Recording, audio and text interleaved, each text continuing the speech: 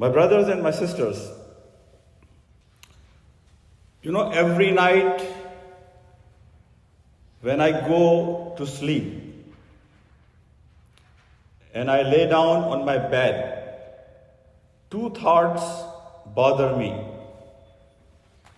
The one thought I always have every night, that tonight Allah SWT has given me this opportunity that I am sleeping on my comfortable bed above the ground. It's a very good possibility that tomorrow I may be sleeping 6 feet under the ground in a dark room where there is no pillow, there is no mattress, there is no heating and air conditioning system. The second thought bothers me every night. Then whenever I will be presented in front of Allah SWT, and Allah is going to ask me that I gave you 60 years of age, 40 years of age, 30, 70, 80, what you did. So I have no excuse to present to Allah SWT on that day that, Ya Allah, you did not give me enough time, or you did not give me enough resources. Wallahi, every night when we go to bed, if we think what is going to happen tomorrow, because our family will not hold on to our body for very long. Everybody will rush as soon as your soul is gone from your body, that let him take and bury. Today, inshallah, in my khutbah, I'm going to share with you a few thoughts that what exactly we can do to reach to the goal of our life. We have only one purpose, only one goal in our life, and that is to please Allah SWT. That when you and me, we go from this dunya, Allah subhanahu wa ta'ala will call that you have succeeded. Ya ayyatuhan nafsul mutmainna irji'i ila rabbiki radiyatan mardiya fadkhuli fi ibadi wadkhuli jannati. That is the goal, the mission we all have. The very last ayah of Surah Al-An'am that I have read in front of you, in which Allah subhanahu wa ta'ala is saying that whatever we have given you, the circle around you, the health, the wealth, life, your family, your friends, whatever is accessible to you, what is in your reach, your imtihan, your test, your destiny, your Jannah, your Jahannam, your success, your failure, everything will depend on all those things you are given access to. Allah is not going to ask you and me about things which were not accessible to me, which were not in my reach, which were out of my capacity, out of my control. No. What Allah has given you and me, the opportunities and all that, that is our test and imtihan, my brothers and my sisters. We all spend so much time and so much energy to make the house of this dunya beautiful. I see, I'm included in that how much energy and time and wealth and health we spend to make the house of this dunya beautiful. I want to have 2-story house with so many bedrooms, with so many bathrooms, with so many luxuries in my house. I import things from China. I import things from, different countries. I want to buy the best thing. And when I built my house, I asked my friends and show them, look at my house, this beautiful house that I have built for myself. Wallahi, how much time do we spend to build the house of this dunya beautiful?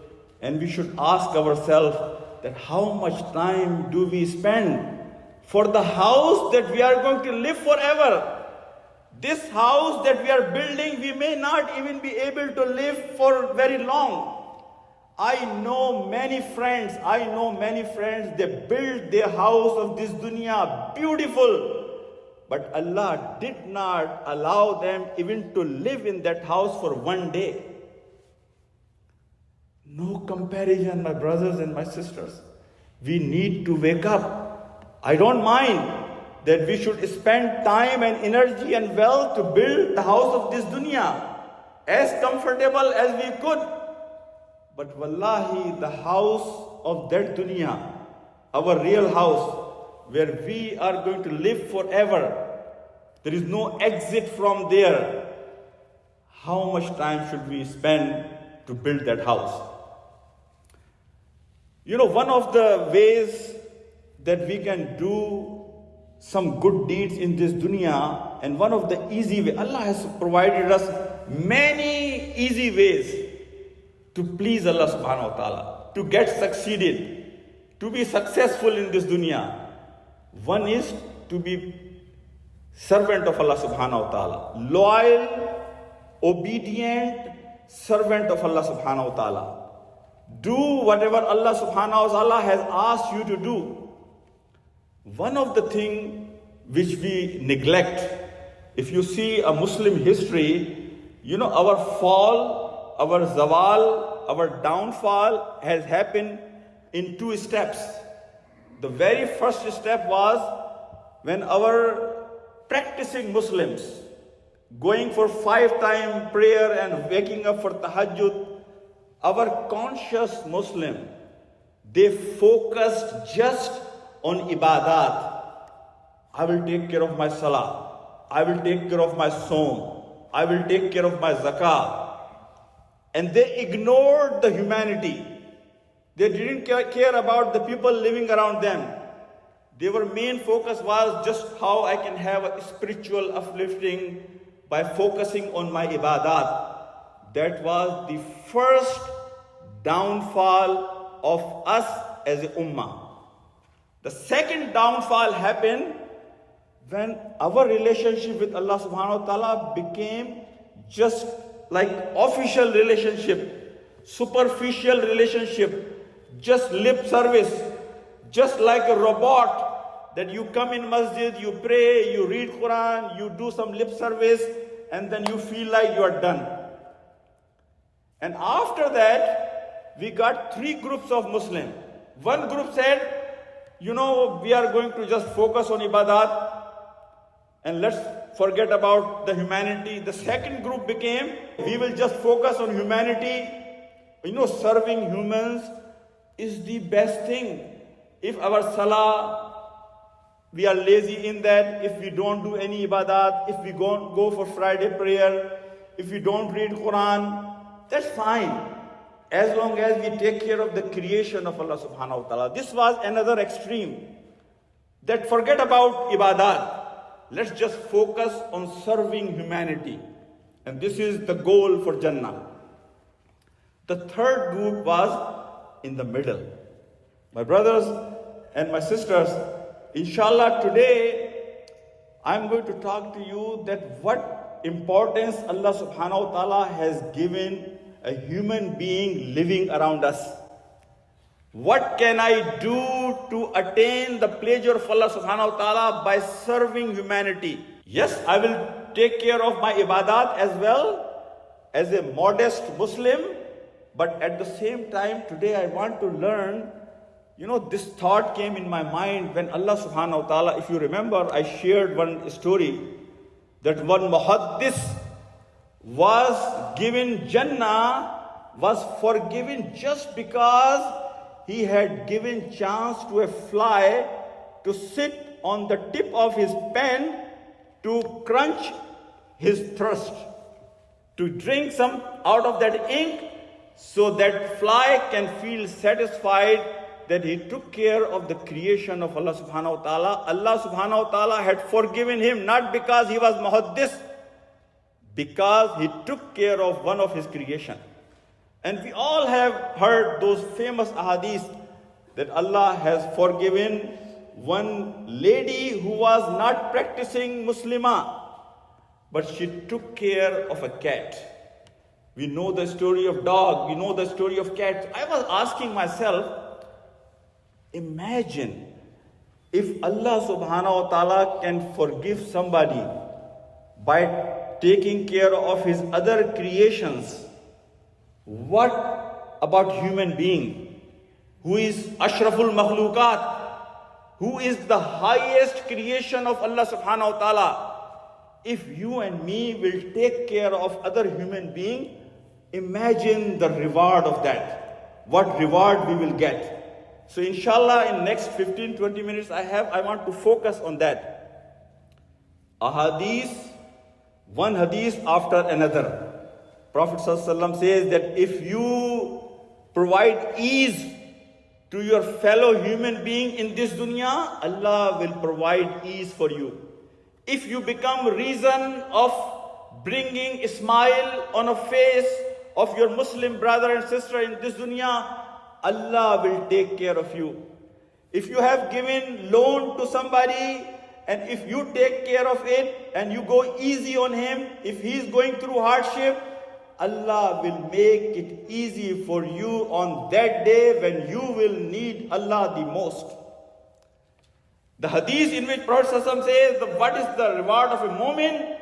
When he gives more than the due share. But when he is receiving his part, he compromises on less than his haqq. What about that hadith in which Prophet ﷺ said that if you have given a loan to somebody and he is going through a hardship and you go hard on him, Allah subhanahu wa ta'ala is going to squish your grave because you have bothered his creation when he was going through hardship. And look at the uswa of the Prophet Muhammad sallallahu alaihi wasallam. He is on musalla. Iqama is called already. Salah is about to start. But if somebody comes with needs, Prophet will leave his salah to fulfill the need of that person. Is this the same religion that you and me, we practice in this dunya, my brothers and my sisters? Wallahi, if I share with you a very simple concept, if you are coming towards a masjid and iqama time is almost there and you see a little child running towards the water and there is a possibility he may fall in that water and drown, as a Muslim, my responsibility is to leave the salah and go and save that life. This is Islam. When it comes to human being, this is our role, this is our kirdar, this is our mamla should be, my brothers and my sisters. Before I will go in further detail, there are few things that I want you and me to do in our life. This all concept doesn't come like a magic that you have a button you can turn on and turn off. We have to develop that personality, the personality which is a balanced personality. Personality which can take care of his ibadat on one end and the huquq of ibadullah, huquq of human being on the other end. The first requirement for that is that we should bring istighfar in our life in abundance. People who enjoy when they do istighfar. In one of my khutbah, I have told you the difference between istighfar and tawbah. Istighfar is a journal dua, journal forgiveness. You can ask for istighfar even for other human beings, other fellow Muslims. But tawbah is very specific just for you, for certain sins you have done. So the first thing which I will advise myself and you, get in this habit of asking istighfar, forgiveness from Allah subhanahu wa ta'ala and enjoying it. One of my sheikh was one day saying that you enjoy istighfar and you feel istighfar, you drown in istighfar so much that on your back you feel like that Allah subhanahu wa ta'ala with his hand is padding you, is giving you shabash, is appreciating your istighfar. You feel that padding of Allah subhanahu wa ta'ala on your back.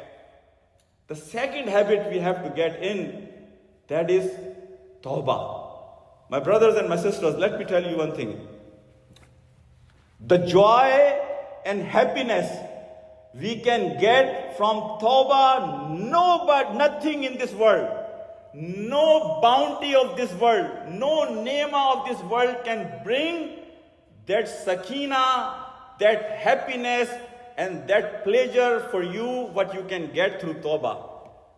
Wallahi, just go and raise your hand in front of Allah SWT alone and shed some tears. See how you feel, how light you feel, how happy you feel. You know, you can experience that because when we go Kaaba, may Allah subhanahu wa ta'ala grant all of us this opportunity that we can go again and again and visit house of Allah subhanahu wa ta'ala. Because in Kaaba, when you are sitting there and waiting for salah, wallahi, that is the time that you are not worried about anything. You are just focusing your relationship with Allah subhanahu wa ta'ala. And many times you will experience when you raise your hand for tawbah and when you come out of Kaaba, you feel like so light that all the worries are gone. The things I was worried about, everything is gone.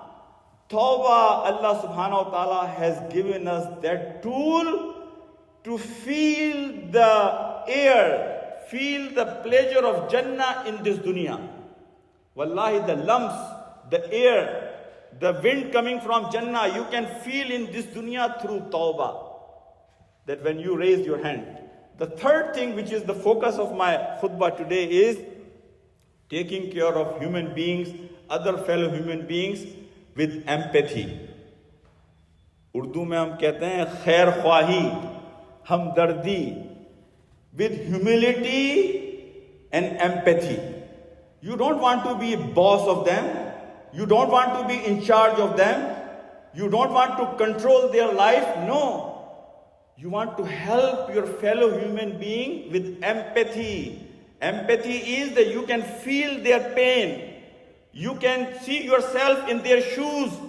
And you can feel that how they are suffering, that I want to help, that whatever I can do, if I can give my shoulder through few words, or by giving some financial support, or giving them some suggestions, I should do that, my brothers and my sisters. But as I said, not to become their in charge, not to show them any favor, rather with empathy and support. May Allah subhanahu wa ta'ala give us tawfiq to practice this deen of Allah subhanahu wa ta'ala the way it should be. Last week, I was reading one newspaper from one of the Arab country. And in that newspaper, they were complaining. Look at the double standard of the Europe. What is happening in Ukraine when these Ukrainians are coming to Romania or Poland or these countries, see how they are welcoming them. And when Syrian Muslims were going there, what was the treatment they were receiving? Listen to me. I was shocked when I read that news from that Arab newspaper. I said to myself, shame on us as a Muslim. Shame on us as a Muslim. What we did to our Muslim brothers and sisters. When these Syrian brothers and sisters, they were leaving their country, what we did for them as a Muslim, we all failed. Most of us failed to fulfill our responsibility. With what face I can complain to European country or anybody else? I travel all around the world. Wallahi, I have seen with my own eyes and I have heard with my own ears our own Muslim brothers complaining about these brothers and sisters coming from Syria. It's not just Syria. Look what we do with Palestinians. What we did with Iraqi people when they were migrating out. When Afghan people were coming to Pakistan, I will give credit to Pakistan. Yes, there were many people in Pakistan, they were complaining, but still, Pakistan was the only country took care of so many million Afghans in Pakistan. But wallahi, we have no right to complain to Europe. We should blame ourselves that we did not. We had all the money. These Gulf countries, they have so much money. They can buy aeroplane of $500 million, just one aeroplane. They can buy a boat and ship for $500 million. What about these refugees, Muslim refugees, when they were coming? Who was there to help? When I, with my family, went to one of the camps of refugees, I heard one of the security guards there, who was not refugee. When I asked him that I want to go inside and help these brothers and sisters, he says, brother, I need more help than these brothers and sisters. I was asking myself, brother, they left their house. Whatever they are not beggars. They were forced to leave their country. Wallahi, Allah provides these opportunities to us. And then we have to give the example. I pray to Allah SWT. I will share in 2 minutes this story of Bishr al-Hafi. Bishr al-Hafi I mentioned, rahmatullah alayhi, last time as well. Bishr al-Hafi used to come for Friday prayer and will leave as soon as Imam says salam. There was one merchant, in that gathering. He was bothered by Bishr al-Hafi that what kind of Muslim he is. As soon as salam and he leaves, he flies out of masjid. He should stay, pray nafil and this and that. One day, that merchant decided to follow Bishr al-Hafi, rahmatullah alayh. And he went after him. He saw that whenever after salam he left the masjid, he goes to this place, this hotel, to buy some bread. So this merchant is thinking in his mind, Bishr maybe he gets hungry right after salah, so he wants to go and eat. Then he follows him, and Bishr is going in a jungle, in desert. And this merchant is after him. Maybe he wants to hide from people. We become judgmental about people. Same attitude. Maybe he wants to go in desert and eat. And he follows, and then he sees Bishr going in a tent. And this merchant is looking inside the tent. When Bishr reaches inside the tent, he is trying to feed one old paralyzed man and asking him that I apologize to you. Every Friday I get late to bring lunch for you because of my Jummah Salah. This merchant is surprised. This man about whom I was thinking that he leaves Friday prayer for his personal gain. And then this old man who was paralyzed asking Bishr al-Hafi, Bishr, you are doing this for me for last 14 years. How long you are going to take care of me? Look at the answer of Bishr al-Hafi. That is the focus of my khutbah today. He says, Bishr says to that man, listen, whatever muqam and status Allah subhanahu wa ta'ala has given me in this dunya is not because of my ibadat, is not because of my salah, is not because of my Quran. The status and muqam Allah has given me in this dunya is because I serve people like you. And when Bishr comes out, this merchant touches his feet and says, I want to do bath on your hand, Bishr. And Bishr puts the condition, there is one condition, and the condition is that you will not tell anybody what you have seen today.